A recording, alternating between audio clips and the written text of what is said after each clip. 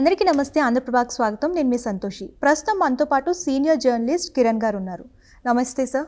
నమస్తే మా సార్, ప్రస్తుతం ఏపీ పాలిటిక్స్లో ఇప్పుడు హాట్ టాపిక్ ఏంటంటే లోకేష్ గారిని ఏపీ డిప్యూటీ సీఎం చేస్తారని చెప్పేసి ప్రెజెంట్ ఇప్పుడు హాట్ టాపిక్ అనేది రన్ అవుతుంది. సో దీనిపైన నిజం ఎంత ఉంది సార్? నిజంగానే లోకేష్ని ఏపీ డిప్యూటీ సీఎం చేస్తారా? అంటే హాట్ టాపిక్ని చేశారు దాన్ని. ఓకే, యాక్చువల్గా అది అసలు టాపిక్ లేదు, కానీ దాన్ని హాట్ టాపిక్గా మార్చారు. ఎవరు మార్చారు?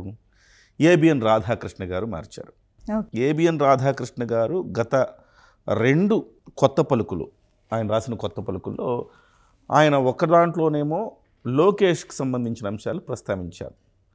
లోకేష్ గారు ఎప్పటికీ తండ్రి చాటు బిడ్డగానే ఉండిపోవాలా, లోకేష్ సీఎంగా ఎప్పుడు ప్రొజెక్ట్ అవుతారు, ఆ విషయం ఆలోచించారా?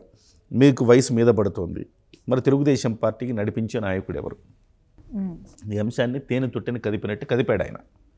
కదిపిన తర్వాత దానికి సంబంధించిన అనుబంధ స్టోరీలు వచ్చాయి. మహాసేన రాజేష్ అని ఇంకొకళ్ళని తెలుగుదేశం పార్టీకి అనుకూలమైన జర్నలిస్టులందరూ కూడా కొత్త వాణి వినిపించడం ప్రయత్నం చేశారు.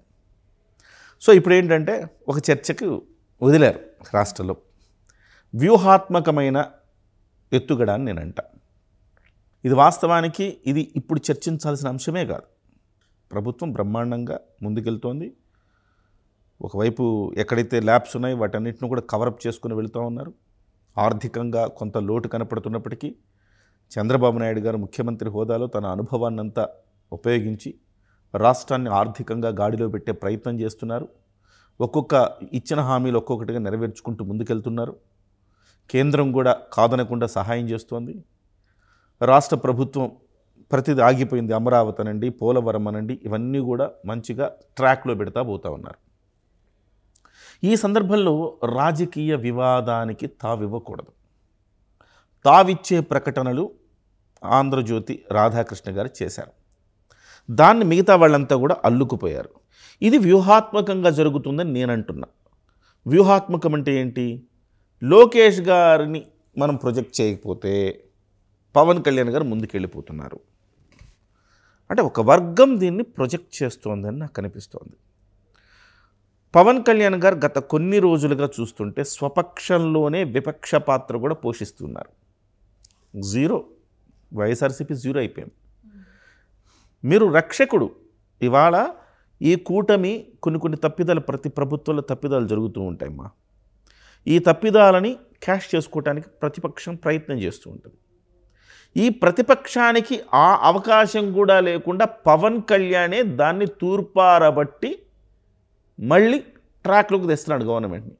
ఒక రక్షకుడిగా పనిచేస్తామన్నాడు. అనవసరంగా భక్షకుణ్ణి చేయకండి అని నేనంట.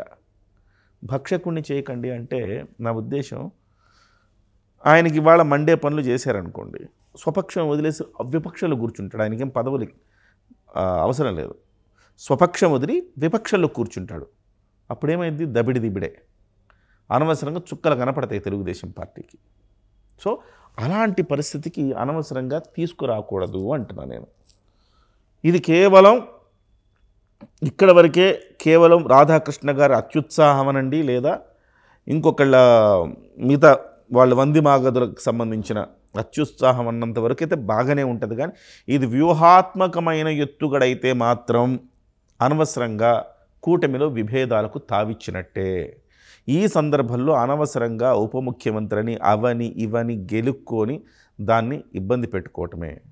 ఒకవేళ ఉప ముఖ్యమంత్రిని చేద్దాం. చాలామంది అంటున్నారు, మరి ఉప ముఖ్యమంత్రిని చేస్తే తప్పేంటి అంటున్నారు. తప్పేంటి అంటే తప్పే కదా. ఇవాళ చంద్రబాబు నాయుడు గారు ముఖ్యమంత్రి ఉన్నప్పుడు పవన్ కళ్యాణ్ గారికి ఆయన కూడా ముఖ్యమంత్రి చేయలేం కాబట్టి ఆయనకు 2వ స్థానం ఇవ్వాలి కాబట్టి ఉప ముఖ్యమంత్రిని చేశారు. ఉప ముఖ్యమంత్రి రాజ్యాంగంలో పదవి లేదు అనేది రాధాకృష్ణ గారు తదితరులు చెప్తున్న నిజమే లేదు. కానీ మానసికంగా మీకేమనిపిస్తుంది?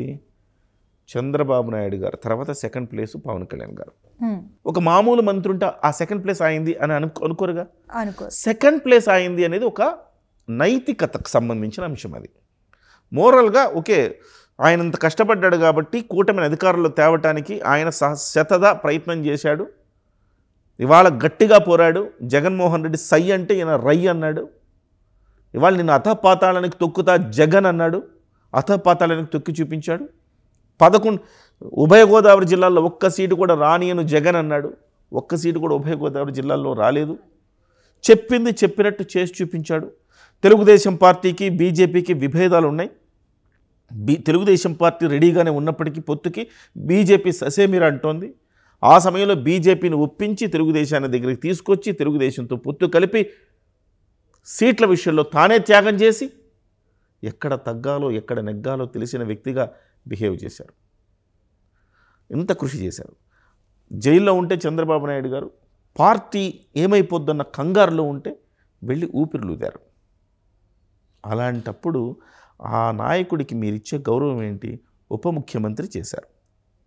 ఆ గౌరవాన్ని మీరు తీసేస్తారా? లోకేష్ గారిని ఉప ముఖ్యమంత్రి చేసి ఇద్దరు సమానమే అనుకునేలాగా ఆయనకున్న గౌరవాన్ని మీరు తీసేస్తారా? తీసేసే ప్రయత్నం చేస్తే ఇక జనసేన శ్రేణులు భగ్గుమంటాయి.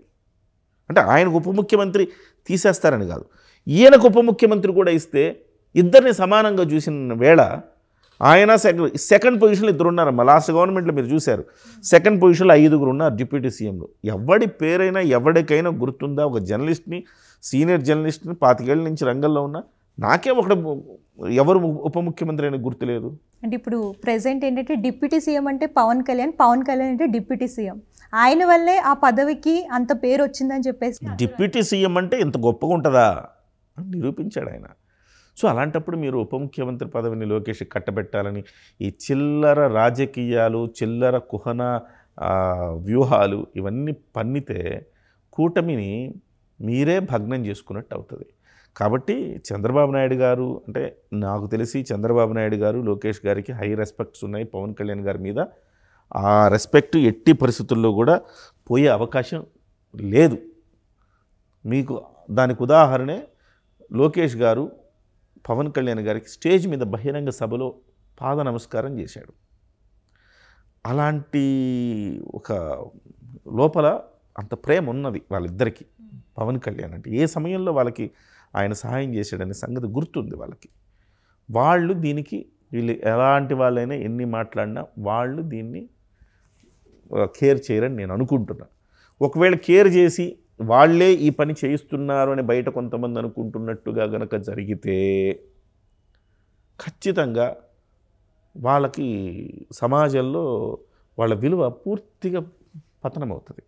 అలాంటి పనులు వాళ్ళు చేస్తారనుకుని వ్యూహాత్మకం అంటే నా ఉద్దేశం రాధాకృష్ణ కావచ్చు, తెలుగుదేశం పార్టీని సపోర్ట్ చేసే జర్నలిస్టులు కావచ్చు, వీళ్ళందరూ కూడా వ్యూహాత్మకంగా దాన్ని ముందుకు తీసుకొచ్చారు, తెర ముందుకు తీసుకొచ్చారు. ఒక ఒత్తిడి చంద్రబాబు మీద చేసే ప్రయత్నం చేస్తున్నాడు. నేను అనుకుంటా ఆయన ఒత్తిడికి లొంగడు. ఇదంతా కేవలం కొన్ని రోజులు అలా చర్చకు వచ్చి పోతుందని నేను అనుకుంటున్నాను. సార్, మీ సమయాన్ని వెచ్చించి మా వ్యూస్కి మంచి ఇన్ఫర్మేషన్ ఇచ్చినందుకు థ్యాంక్ యూ సార్. వెల్కమ్.